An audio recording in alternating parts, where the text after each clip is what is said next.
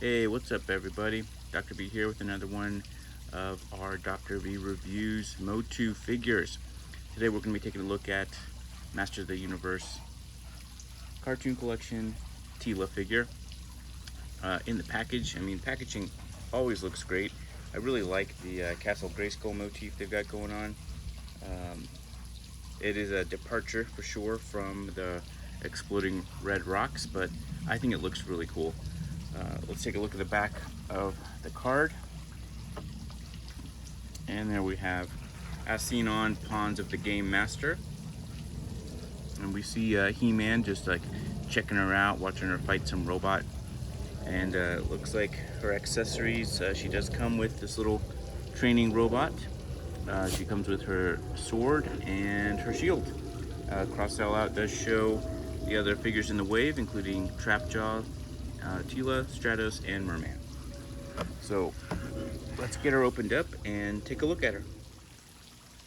All right, taking a look at the figure out of the package, she comes with her typical map of which parts are detachable, and we'll take a look at those in just a minute. She comes with this little robot, training robot. It's cast in a kind of shimmery gray. If you really, I'm not sure if the camera can pick it up, but if you really look at it in the sunlight, it definitely has some glitter effects, and the arms are articulated, just kind of minimally. It would have been cool if it came with like a little flight stand or something. I'll set that aside. And then her comic book, same one that came with Trapjaw. Basically, she's tasked by King Randor, which I like his appearance. Hopefully that means we'll get a cartoon collection version of King Randor. He tasks Teela with getting some Eternium, and Trapjaw is also on the same task. Some Time Storm takes him to Preternia. Don't even get me started on how I would love to see some dinosaurs in the Motu line. They work together, they find some Eternium, and they eventually get back, and all is well. So now let's take a look at the figure up close. Let's see here. Out the gate, her face is just absolutely beautifully done. The sculpt is absolutely on point. The details of the eyebrows, the eyelashes, the pupils, her iris, even like a little dab of white to show like a reflection in her eye of light. Her lips are done in a glossier paint. They look really, really good. I like the plastic that she's casted in is kind of like a matte flesh tone, which is really nice too. She looks great. She does come with a sword and her shield. And we'll see how that all goes together there. All right, excellent. That looks great. And let's take a look at her articulation. Her head easily, spins all the way around. Gets a little bit of side bend. Tilt decently up, decently down. Shoulders rotate 360. They can go up to about 90 degrees. She does have an elbow swivel as well as a single elbow hinge joint. Her wrists are articulated. Obviously they can spin, but they can also flex and extend like that. She does have a waist cut. Her thighs are articulated. Her hips can go up to about 90 degrees. She can kick it back just a little bit. The knees look good. They have, they definitely fixed the old knee problem. And she's got a swivel at the knee and a hinge at the knee, as well as a swivel at the boot cut. Flexion extension at the ankle, as well as rockers on both sides. So that's her articulation. Taking a look at her back, I definitely like what they did on her backside better. The Motu Origins, they kind of look like the girls look like they were kind of wearing a diaper. But this actually shows more of like the typical anatomy that you would see. The gold, her like little armor piece and the armbands, these are painted in a gold color, and you can see also, I don't know if the camera's catching it, a little bit of glitter there.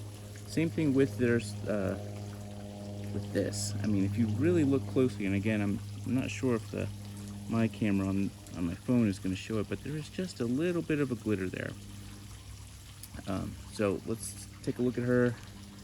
You know, take the, let's just to see what happens. Let's kind of pull her apart, and yep, all that comes apart very nicely, which then you can just pop her armor off. I mean, I guess you gotta stretch it a little bit. We'll see how it goes. And there you go, and it looks like they've just kind of painted. It's like a bodice piece on there, but overall it looks really good. So we'll put her back together, and so we can see what she looks like. Just very basic. All right, there we go. Yeah, she turned out great. I do like her better with the armor piece on though, so we'll again just separate everything again. Come on. And just slip it on top. There we go. Okay, so we'll put her back together. Nice and easy there. And now we'll actually do a comparison of the original Motu Origins Teela, because that's the one I have, the one with the really weird knees. So good for all of our accessories back. Okay, there we go. So we'll put her right here. And then let's see, compared to the original Motu Origins Teela, got her right here in hand. I can already tell there's quite a bit of difference, you know, pros and cons. Now, again, this is the original Motu Origins Teela, so her knees are, you know, not the best. But just comparing the two, obviously, there's differences in the buck. They're totally different bucks, and I think they're actually pretty even as far as the height goes. The male cartoon collection figures tend to be about half an inch taller than the origin figures who are male, and the skin tones are definitely different.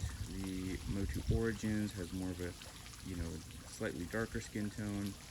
Cartoon collection is more fair complected.